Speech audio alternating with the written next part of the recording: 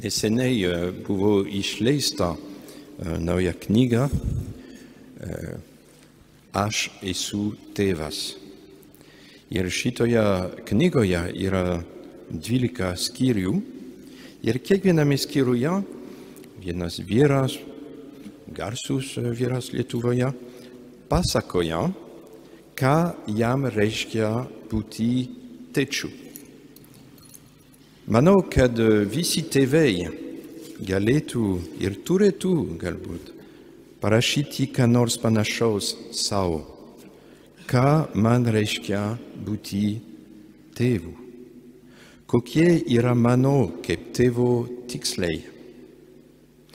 Tėvo diena gali būti gera proga tai padaryti. Tam tikrų būdų dangiškasis tėvas tai padarė.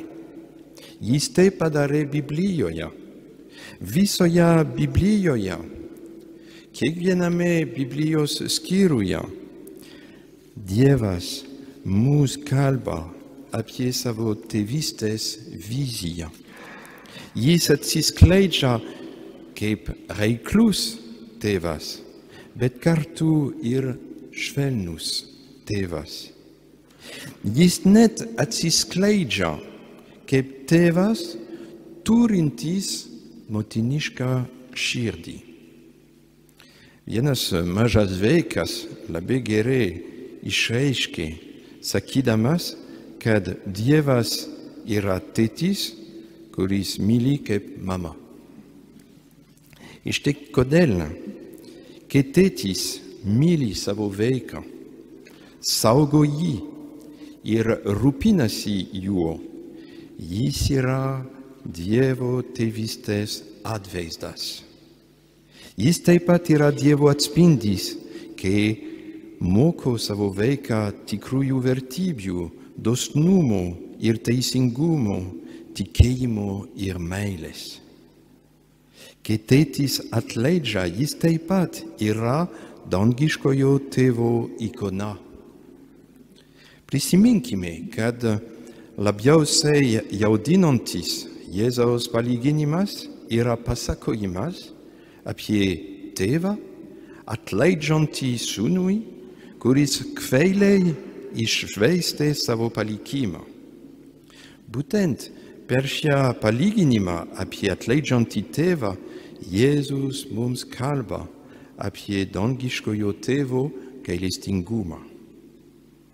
Ir man atrodo, kad vieną dieną Jėzus pateikė gilų tėvystės apibrėžimą, tardamas savo mokiniams, aš esu tarp jūsų kaip tas, kuris tarnauja. Tas Jėzus, kuris yra vienas su tėvu, tas, kuris yra Dievas ir lygus tėvui, sako, esu tarp jūsų kaip tas, kuris tarnauja. Ar tikras tėvas, ar geras tėvas, nėra tas, kuris tarp savo vaikų yra kaip tas, kuris tarnauja.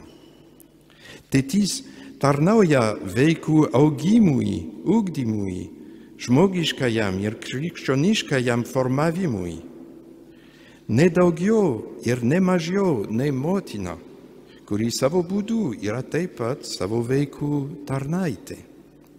Ir taip kaip vaikams gyvybiškai reikia motinos tarnystės, taip pat vaikams gyvybiškai reikia tėčio tarnystės. Ir man atrodo, kad pirmiausia tėčio tarnystė yra jo buvimas su vaikais, su savo vaikais. Ne tik fizinis, bet ir jausminis ir dėmesingas buvimas, taip kaip dangiškasis tėvas, kuris visada yra šalia ir domisi mumis savo vaikais. Skirti savo laiką ir dėmesį vaikams, kokia nuostabi tarnystė, kokia nuostabi tėčio dovana. Pavyzdžiui, man visada labai malonu matyti tėvą išvykusį su sūnumi pažaisti futbolo ar pasivažinėti dviračiu. tokiu būdu tėtis siunčia vaikui gerą žinią. Man patinka pabūti su tavimi, kažką su tavimi veikti, nes aš tave myliu. Tai šiek tiek panašu į tai, kad Dievas tėvas iš dangaus pasakė savo sūnui Jėzui, kai šis buvo krikštijamas Jordane. Tu esi mano sūnus, kurį aš myliu. Dėmesingas ir mylintis tėvo buvimas šalia vaiko tarnauja jo augimui ir asmeniniam vystymuisi. Panašiu būdu, dangaus tėvas yra kiekvieno iš mūsų tėvas. Dievas yra šalia, bet jis ne vien yra šalia, jis kalba. Jis kalba ne tik norėdamas priminti mums meilės įsakymus, mus apšviesti ir net pataisyti, bet jis mums kalba taip pat stiprinti bei padrasinti. Kaip pavyzdžiui tėtis moko savo mažą mergaitę važiuoti dviračiu, sakydamas padrasinančius žodžius, jis tarsi panašus į Dievą, kuris mums sako, eik, nebijok, eik pirmin drąsiai, tu gali tai padaryti, būk drąsi, tu sugebi daugiau nei manai. Taip kaip tėtis stiprina savo vaikutį su savo vyrišku švelnumu ir su pozityviais žodžiais, taip pat Dievas mus skatina nebijoti ir drąsiai eiti pirmin, nepaisant sunkumų. Žinoma, kartais tėčiui tenka pasakyti pataisimą, panašiai kaip Dievas, kuris iš meilės apšviečia mūsų sąžinę ir leidžia suprasti, kad kažkas mūsų gyvenime yra negerai ir kad turime tai keisti. Tikrai, Dievas yra geras tėvas, priminantis, kur yra gėris ir kur yra blogis. O jis taip pat tėvas, kuris atleidžia tam, kuris pažeidė jo įsakymus. Jis atleidžia iki 77 kartų. Dangiškasis Dievas, dangiškasis tėvas apstus gailestingumu. Ir žemės tėčių misija iš tiesų yra atspindėti dangiškojo tėvo tėvystę. Kokia graži ir šventa misija.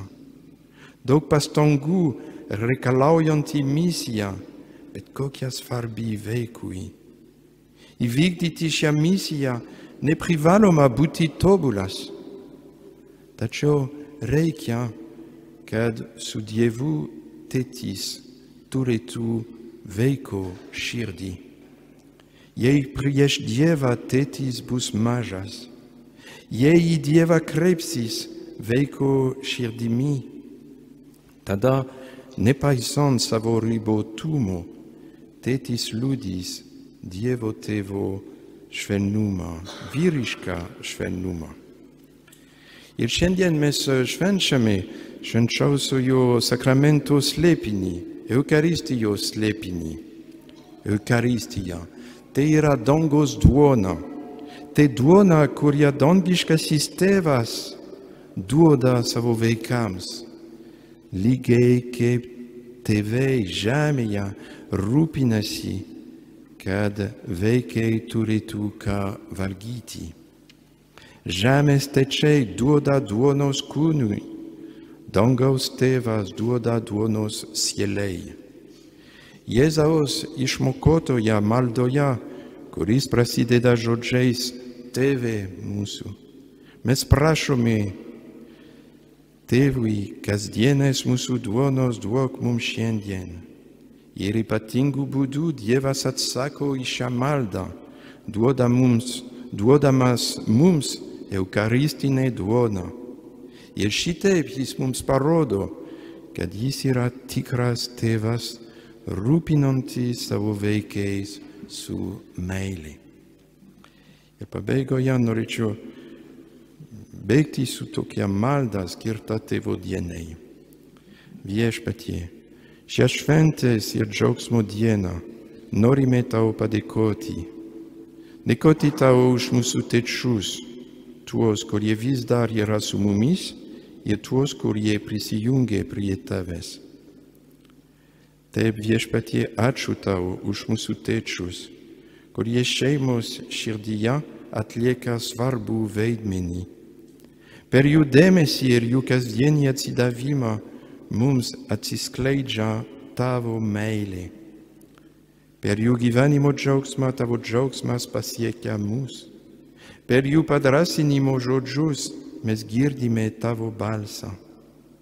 Dėkojame tau, viešpatie, už tėčius, senelius ir būsimus tėčius. Parodyk jiems savo gerumą, duodamas jiems šiandien gražiausią iš dienų. Amen.